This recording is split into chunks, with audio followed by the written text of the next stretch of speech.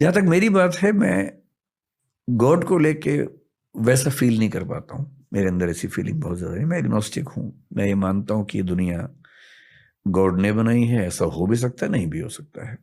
ये भी हो सकता है कि अपने आप बनी हो, एवोल्यूशन के प्रोसेस।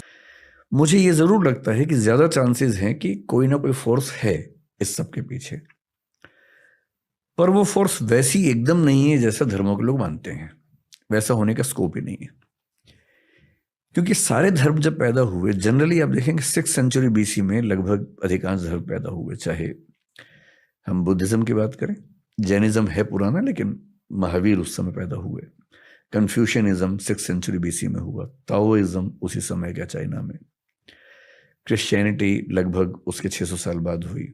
जूडाइज्म थोड़ा सा पहले से है, 6th सेंचुरी BC के आसपास कुछ कुछ दिख रहा है उसमें।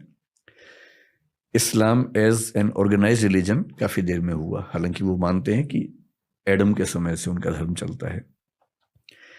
धर्मों का विकास, ह्यूमन बीइंग का जो कॉग्निटिव डेवलपमेंट है, जब हम पहली बार सोचने लगे, हम तो मतलब कई अरब साल का प्रोसेस है एवोल्यूशन का। लगभग 1400 करोड़ साल के आसपास का प्रोसेस है, जिसमें पहली बार सोचने वाली स्पीशीज जो बनी हमारी, सोचने का प्रोसेस 70,000 साल पहले शुरू हुआ है।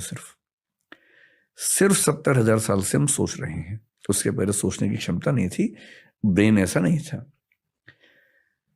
पिछले 2,500 साल से फिलॉसफी चल रही है, यानी सोचने के भी शुरुआती 67,500 साल में फिलॉसफी नहीं है। जब पेट भरने लगा, नियोलिथिक रिवॉल्यूशन हुआ, खेती होने लगी, सेटलमेंट्स होने लगी, तो कई लोगों को पहली बार भरपूर सोचने का मौका मिला। तब उन्होंने सोचा कि ये सब कैसे बना होगा। इमेजिन किया कि ईश्वर ने बनाया होगा। लंबे समय के बाद इमेजिन किया। इंटरेस्टिंग है कि भारतीय परंपरा में विष्णु के 10 अवतारों में पहला मत्स्य अवतार है, मछली का, पानी के अंदर। एवोल्यूशनिज्म कह रहे कि पानी से ही शुरुआत हुई। पश्चिम में 6th सेंचुरी BC में पहला फिलोसफर पैदा हुआ है, थेल्स नाम का। थेलीज बोलते हैं उसको कुछ लोग। वो क्या बोल रहा है कि दुनिया पानी से बनी है। ह्यूलिज्म बोलते हैं कि दुनिया पानी से बनी है। मैं जो कहना चाह रहा हूं कि ये सारी फिलोसफीज बहुत ज्यादा प्रभावित हैं इस संसार के अनुभवों से, जबकि सच ये है कि पूरे यूनिवर्स में, अगर मैं इस पूरी दीवार को यूनिवर्स मान लूं, तो जो हमारा पृथ्वी जो हमारी है ना, वो क्या मैं कहूं, एक मच्छर को भी 100 से डिवाइड कर देंगे उतना हिस्सा बनेगा। 1000 से डिवाइड कर। हाँ, इतनी छोटी पृथ्वी के कुछ हजार साल के अनुभवों से हमने थियरीज बना ली हैं बड़ी बड़ी, कि भगवान, अल्लाह, गॉड। और आप देखेंगे बाइबल में, क्रिश्चियनिटी में ये माना गया कि ईश्वर ने पृथ्वी बनाई, एडम के लिए बनाई। और बाइबल ये मानती है कि पृथ्वी केंद्र में है, सूर्य चक्कर काट रहा है। अब साबित हो गया, कोपरनिकस ने साबित कर दिया कि नहीं, सूर्य केंद्र में है, पृथ्वी चक्कर काट रही है।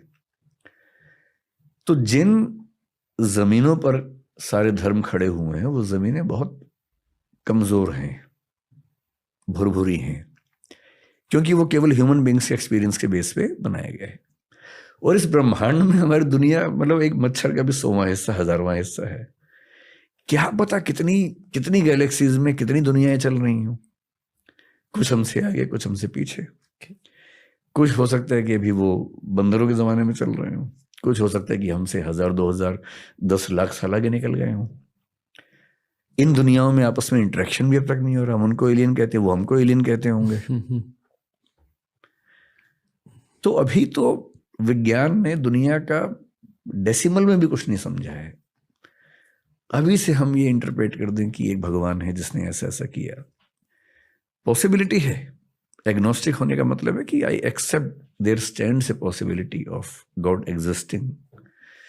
पर हमारे दुनिया के धर्मों में, दर्शनों में गॉड की जो व्याख्या है बहुत ही बेसिक लेवल की है। पृथ्वी को केंद्र में रख के व्याख्याएं की गई हैं, अपने देश को ध्यान में रख के, अपने समाज को ध्यान में रख के बनाई गई व्याख्याएं।